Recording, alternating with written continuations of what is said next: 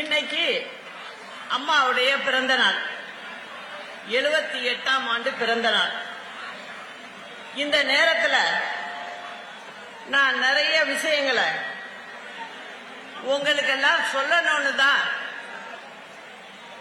இங்க வந்திருக்கிறேன். ஏன்னா அம்மா மறைவுக்கு பிறகு நம்ம கட்சியில எவ்வளவோ பிரச்சனைகள் என்னென்னமோ நடந்துச்சு. அதே போல பாத்தீங்கன்னா அவர்களை பற்றியும் நான் சில விஷயங்களை சொல்லணும். புரட்சி தலைவர் அவர்கள் தன்னை சினிமாவில் நடித்துக் கொண்டிருக்கும் போது தன்னை திமுகவில் அண்ணாவின் மேல் கொன்ற பற்றால் தன்னை இணைத்துக் கொண்டார். அவர் அந்த திமுக வளர்ந்ததுக்கே புரட்சி தலைவர் தான் காரணங்கிறது அண்ணாவுக்கு நல்லாவே தெரியும். அதனால அண்ணா புரட்சி தலைவரை தன்னுடைய இதயக்கனி அப்படின்னு சொல்லி வச்சிருந்துச்சு, பாராட்டி சீராட்டி வச்சிருந்தார். அண்ணாவுக்கு உடல்நிலை சரியில்லாம போய் அவர் மறைந்த பிறகு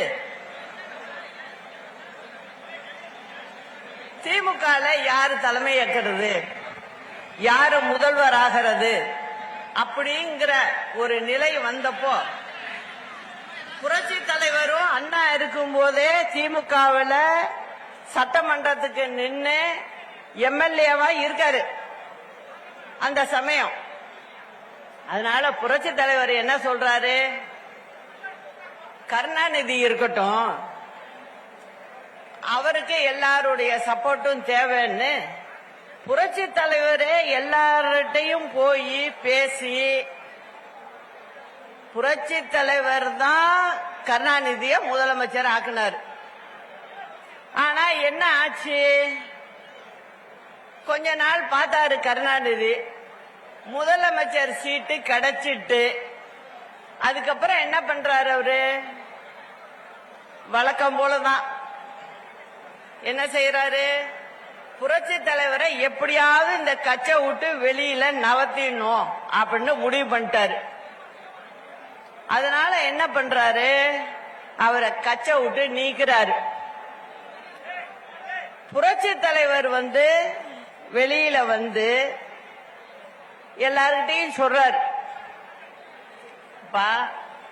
அவர் என்ன நீக்கிட்டாரு, நான் சினிமால நான் நடிச்சுக்கிட்டு இருக்கேன், நீங்கெல்லாம் ஒரு முடிவு பண்ணி நல்லபடியா செயல்படுங்கிறார்.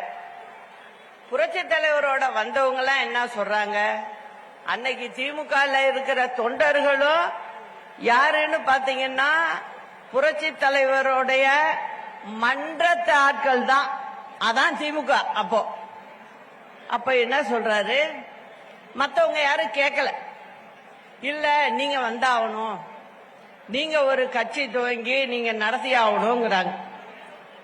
புரட்சி தலைவர் அந்த மாதிரி ஒரு எண்ணமே அவர்கிட்ட இல்ல.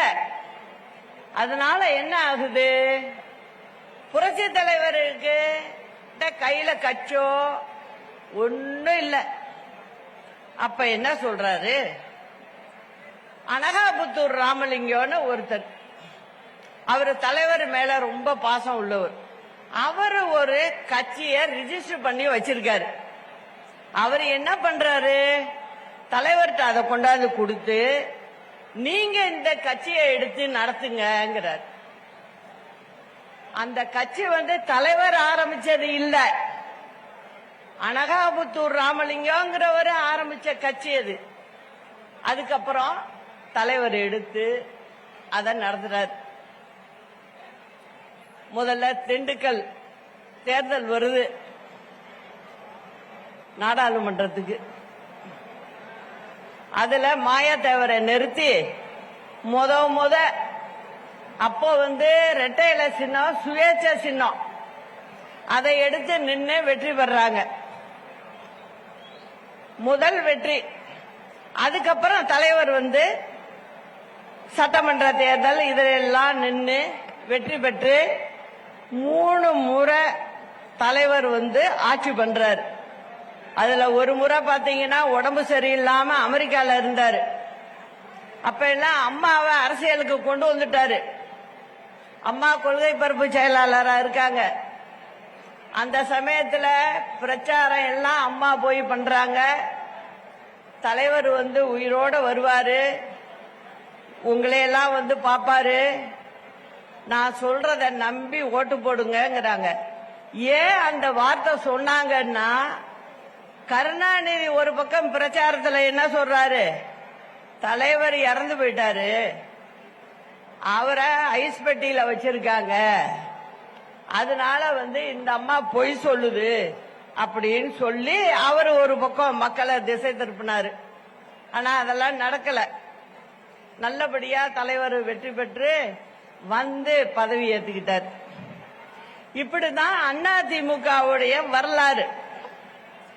அதுக்கப்புறம் என்ன ஆகுது, 87ல தலைவருக்கு உடல்நிலை சரியில்லாம போய் தலைவர் மறைகிறார். டிசம்பர் மாசம் 24ஆம் தேதி.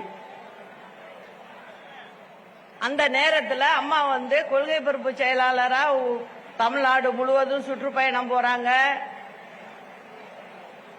போய் நம்ம கழக தொண்டர்களோட அம்மா பயணிக்கிறாங்க. பார்ட்டி ஆபீஸ்ல உட்கார்ந்துட்டு அம்மா பேருக்கு பக்கத்துல வெறும் கோப்பாசான்னு போட்டுக்கிட்டு உட்காரல, வேலை செஞ்சாங்க. கட்சி தொண்டர்களுடைய குறைகள் எல்லாம் கேட்டு தலைவர் இருக்கும்போது அவருக்கு இன்னென்ன பிரச்சனை இந்த குடும்பத்துல, இவங்க வீட்டுக்கு வேலை வாய்ப்பு கேட்கறாங்க அப்படிங்கறதெல்லாம் சொல்லி அவங்களுக்கு நல்ல விஷயங்களை எல்லாம் செஞ்சு கொடுத்தாங்க. அதனால அந்த தொண்டர்களுக்கு அம்மா மேல ஒரு தனி பிரியம். இது மந்திரியாருங்களுக்கு தெரியல. ஏன்னா அவங்க நம்ம கட்சி ஆபீஸ் பக்கமே வரமாட்டாங்க யாரும். ஏன்னா அம்மாவை அப்பப்ப போய் பாக்குறப்ப நான் போய் அம்மாவை அழைக்கலாம் போயிருக்கேன். அதனால எனக்கு நல்லாவே தெரியும். அதுக்கப்புறம் தலைவர் மறைஞ்சோன்னு என்ன ஆகுது, நம்ம மந்திரிங்க எஸ்.சி. சோமசுந்தரம், இன்னொரு மந்திரி ஆர்.எம். வீரப்பன், அவங்க தான் சீனியர். 2 பேருக்கு என்ன ஆசை, யாராவது ஒருத்தங்க அவங்கவுங்க தனியா நினைக்கிறாங்க நம்ம முதலமைச்சர் ஆயிடணும் அப்படின்னு சொல்லி அம்மாவை தவிர்க்கிறாங்க. தலைவர் மறைஞ்சு அங்க வீட்டு காரியம்லாம் செய்யறாங்க ராஜாஜி ஹால்ல. ஆனா அம்மாவுக்கு இட அனுமதி இல்லை. அங்க நாங்க தான் கூட நிக்கிறோம். ராணுவ வண்டியில கொண்டு போய் வச்சதும் ராணுவத்தோட கண்ட்ரோல்ல வந்துரும், அப்ப நீங்க வண்டியில மலர் வளையம் வையுங்கன்னு சொல்றாங்க. அதே மாதிரி தான் நாங்க அதுக்கப்புறம் தான் போய் தலைவருக்கு அம்மா வைக்கிறாங்க.